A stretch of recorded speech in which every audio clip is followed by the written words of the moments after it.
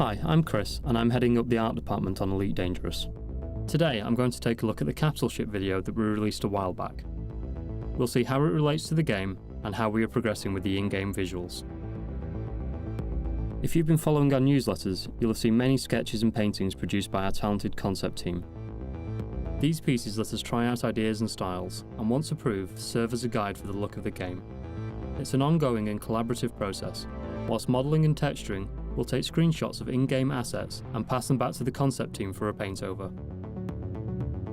With the video, we extended this approach, adding animations so we could see our concepts in motion. Parallel with the ongoing development of the game, a small team of artists and animators put together the capsule ship battle. We scripted scenes that could be replayed time and time again, letting artists focus on the details of the scene, testing and comparing different techniques. This motion concept approach lets us get ahead of the game and previs elements that are not yet supported in engine.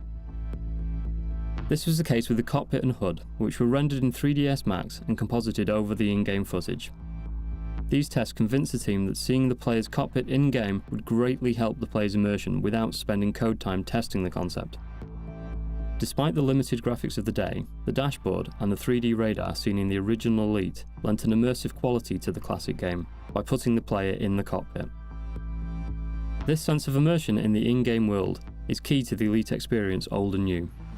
We want to push this further, letting the player share the pilot's point of view, breaking the fixed forward view with responsive and natural camera motion that mimics the pilot's head movements. These range from a soft sway and bob in response to a course correction, to the player's head pushing back in their headrest when accelerating, or even a nearby explosion jolting the cockpit. As soon as we added the cockpit in-game, it really came to life. Even in its most basic implementation, it suddenly felt like we were really piloting a spaceship. It's also opened up a world of possibilities that we're still exploring, though we have yet to get approval for the 0G fluffy dice.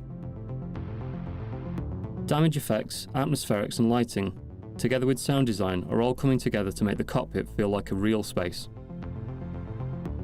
The cockpit has always been designed with the 3D device in mind, and it's been great to see it working on 3D televisions and on the Oculus Rift. We don't see the cockpit as just an overlay on the game, but an integral part of the experience, with aural and visual clues to aid gameplay, together with lighting, sound design and effects used to highlight damage, proximity and ship status. The player might have to take action to solve a problem within their cockpit, such as a fire, a toxic leak from their cargo, or maybe even an outbreak of trumbles, as seen in the original Elite. To add to this realism, the dashboard is scuffed and scratched, and has running repairs made by the pilot. Careful attention was paid to the materials to make them recognisable and believable, and the max rendered overlay is now serving as a guide as we implement the in-game version. Going forward, we plan cockpits as varied as the ships themselves, each suited to the design and function of that vessel.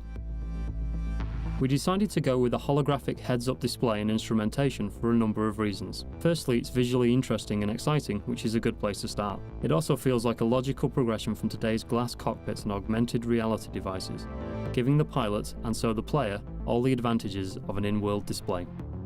Panels can easily be resized to fit content, and data can be intelligently placed anywhere in the game world.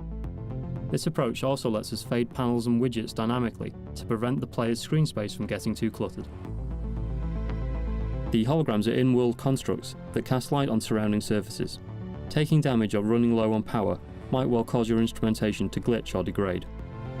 Having the information positioned in 3D space around the player really comes into its own when we add head look to the first-person camera view. These displays are not hands-on. The ship's flight is managed by the pilot through more tangible handheld controls.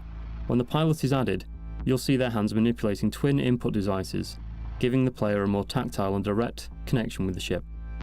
In the event of a failure in the systems that generate the HUD, the ship could still be flown using these controls, although it would take one hell of a pilot to pull it off. The workspace is linked to the pilot and follows them as they progress up the ship roster, subtly adapting to each new ship they purchase. Longer term plans see the layout reconfigured to give the pilot information in other scenarios. The radar provides a strong link to the original game, but isn't included for nostalgia's sake alone. The faux 3D nature of the original golf stick radar was ahead of its time and perfectly suits the holographic concept. When lighting the scenes, we wanted to make a clear connection between the action happening in space and the cockpit interior. Main lights such as the sun cast shadows into the cockpit, while other light sources such as explosions or ship's engines light the dashboard. The player's ship also lights the environment around it. The forward searchlights catch the walkways on the Federal battleship. This interactive lighting is present on the non-playable ships as well.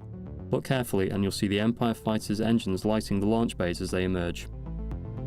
Careful attention was paid to the cockpit glass to make it feel solid and responsive to lighting, with the sun catching on micro scratches in the canopy, and a reactive environment map subtly reflecting the ship interior. Although the video concentrates on combat, that's only one part of the game. Going forward, we will continue to motion concept elements such as trading, mining and docking, though it's unlikely these videos will be as visually polished.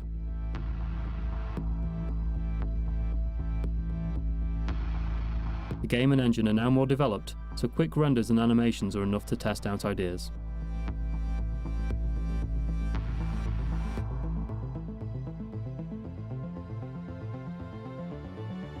Looking back, we've come a long way, but there's still a lot to do.